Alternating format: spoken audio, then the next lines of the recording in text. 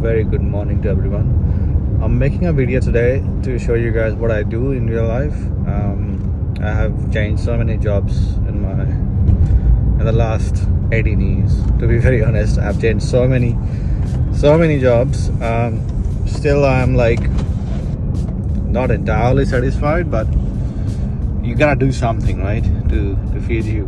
So yeah, so I work as a care coordinator in NDIS.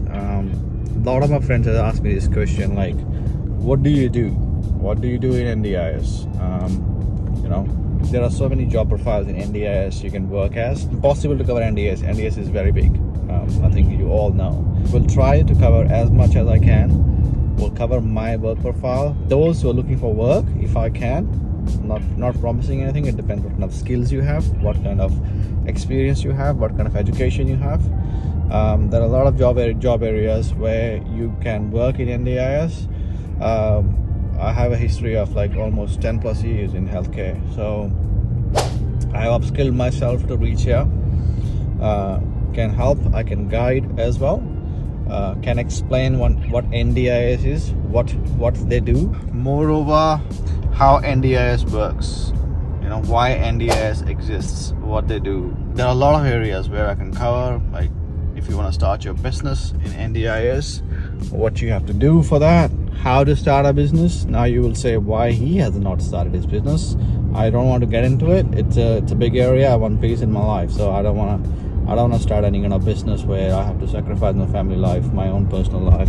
It's a big area. There's a lot of headache. Once you get into it, then you will understand.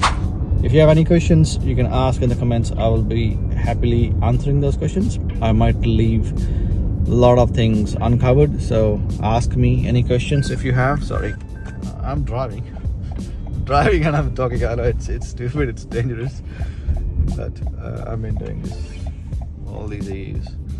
So you can ask me any questions regarding TAC, regarding NDIS, regarding WorkSafe. We cover all these. I cover all these areas. So yeah, I'll be giving a lot of information regarding this. Lovely might join us in as well. She works as a case manager. She has worked for so many companies.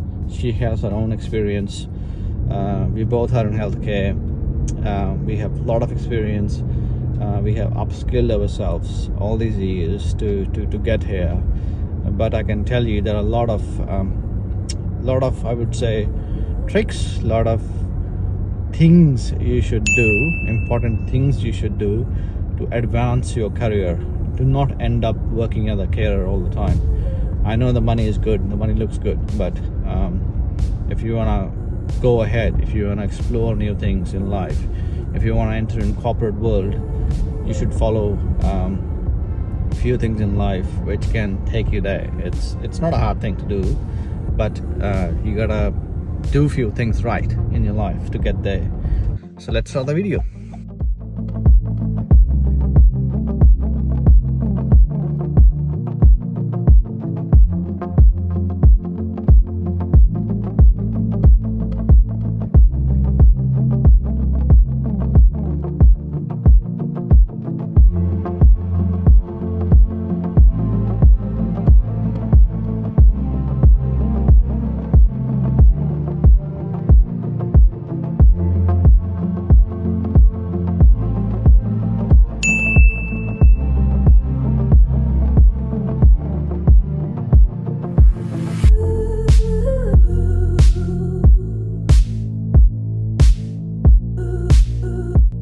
I'm in the work car at the moment, so traveling to Melbourne West.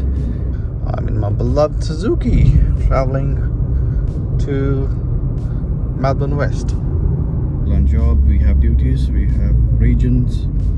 Like I look after Melbourne West, so I'm going to visit 6 houses today. It's 11 p.m.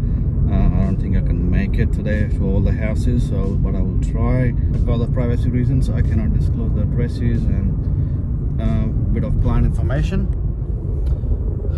So yeah, so I will go to the houses. I have to check a lot of things in the house, which I will explain in the video. What a care coordinator do while visiting while doing spot checks in the houses. It can be compliance, it can be evacuation plans, it can be the paperwork in the house, medications. Sometimes I'll see the client as well if the client is home. A lot of things needs to be covered in the visit. I will put all the details on the screen, like what needs to be done, and give proper explanation when I'm home making a video for you guys. So it's pretty much spending the whole day out. I usually do it once in a week. Yeah, so if I can't cover any house, I will cover that house maybe next week, because sometimes you have too many houses, sometimes you have less houses. It depends what kind of circumstances you're working in. Yeah, so once I do the visits, I send reports to the house supervisors or house managers or the key workers. Like if there is something in the house which needs urgent attention, the email goes to the house supervisor and they action it. Usually it should not be happening. It should be always, everything needs to be spot on in the house. But there are areas where they miss out on things, and that's where the care coordinator comes in and say these things need attention. It can be client complaints. It can be things which needs urgent attention in the house. So I will show you what I do in the house. So here we are. I'm at one of the properties which we own, and we have a client in the house. So I just arrived in the house. There are a list of things which we need to check in the house, in terms of cleaning, in terms of rostering, in terms of shopping lists and food menu activities for the client. There can be a lot of things. So if it's not there, I'll be contacting the house manager, asking questions. If there are any hazards, or if there are gardening issues, or if there can be electrical issue, any occupational health and safety issues, make sure we have the fire extinguishers and all those things ready to go when if it's required. So those kind of things we check in the house. I'll give you a glimpse of it, like all the grocery lists. It depends what kind of client you have, like rostering. We do discover sometimes good things which are happening in the house as well, and we do appreciate it. Like if you look at this, it looks so pretty. The client has done all this by himself. His name is written there. So he's very garden oriented. This person, he keeps himself busy in this. Not that we are coming here to collect negatives. It can be positives as well. So if we see good work, we do appreciate it. We do tell the house manager that you have done a good job and the client is going well. Or if there are any recommendations, we can do it this way. Sometimes they do not cover some hazards. They can be doing things which are great for the client, but that might create a hazard for staff or for person who is coming in the house or for the client itself.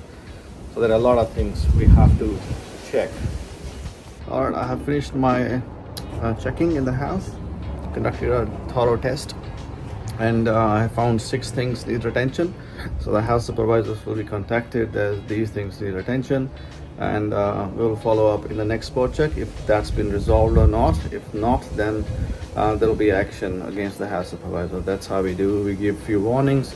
If someone is not doing the job correctly, we take action and sort out the things. But usually they get resolved.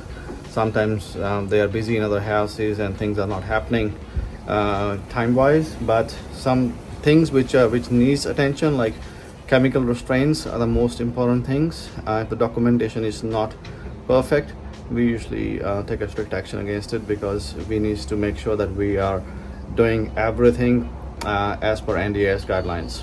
Now I'm heading to a next house. That's how my day rolls. Second house.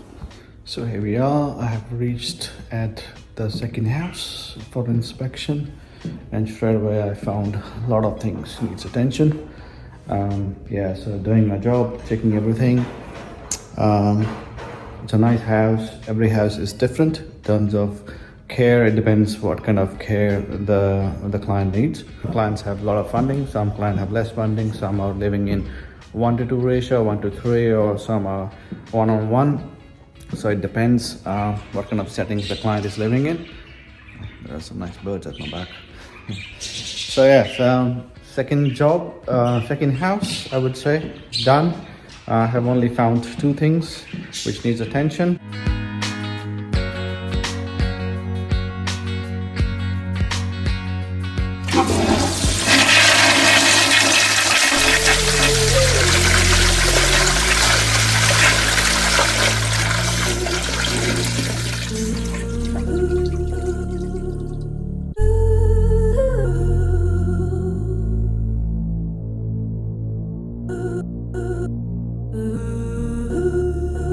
Cannot disclose what it is, but it's interfering with the compliance. Again, the compliance is very important. We need to make sure everything we are following the protocol as mentioned before. So I'll be reporting the house supervisor. So it's time to go to the next house. Okay, so third house is done as well. There was nothing needs to be fixed in the house. The house supervisor of this house is so good. Everything was spot on. I tried my best to at least pick up one thing in the house, but no, it was perfectly done. The house was fantastic. The client was not home. No staff was home actually, because they just gone out somewhere. But it's good to see when you visit a house and then you can't find anything. It's pleasing to see because the staff is doing a perfect job. Everything was spot on in the house. It's 1:30 p.m. at the moment, so I'm about to go to the next house now. I have just done the fourth house. The house looks fantastic. Not many issues, but there were still a few issues in the house which I just noted down. Sometimes they have to do monthly things, and sometimes they take it easy and then they spend 1 week like that doing nothing. Like the first week of every month, sometimes they take it easy, and that's when I come and do inspections and catch them.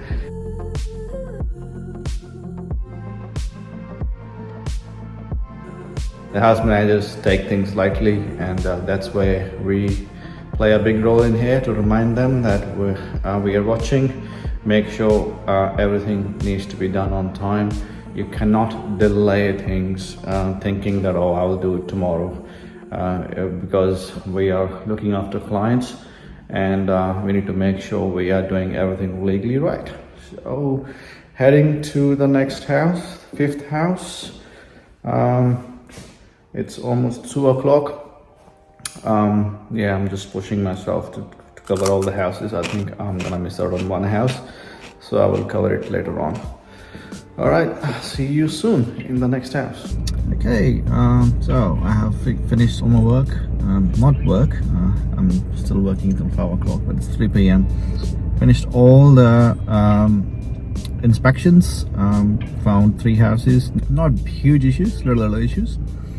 So I'll go to the office now, make a report on every house, send it to the managers, and then they will have a look, and then they will talk to the house supervisors, and then they will fix the issues. And then again, maybe after 2 weeks, I'll do another spot check and then see if all those things were actioned or not. So that's what we do. Some care coordinators do weekly spot checks. I do 2 weekly, 3 weekly. It depends how balanced your houses are, how many issues your houses can have. It depends on that as well. In some houses, we don't have house managers. They are entirely run by us. That can be different as well. That's more challenging when you know you are the only one who is managing rostering, staffing, care team meetings. It's a lot of work. But once the house settles down, and then you just put another house manager in the house. So it depends. Like sometimes the client is like for a short time, maybe 3 months, or maybe it can be for 1 month as well. It can be a respite house as well. It depends what you're dealing with. But the role of a care coordinator is like, there can be endless jobs to do, but once you start doing it, it becomes easy.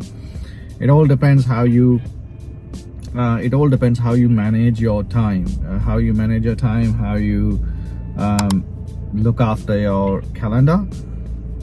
It's all about managing yourself. If you can manage yourself well, it'll be an easy job for you.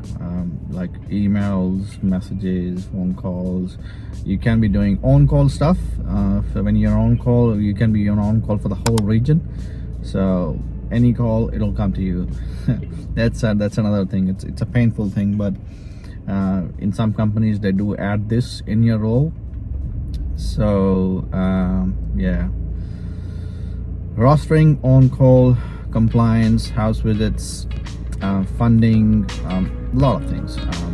If I start saying, I'm just giving you an overview, but I will be mentioning all this in the video, so keep watching. That will give you a good idea like what a care coordinator deals with day-to-day life.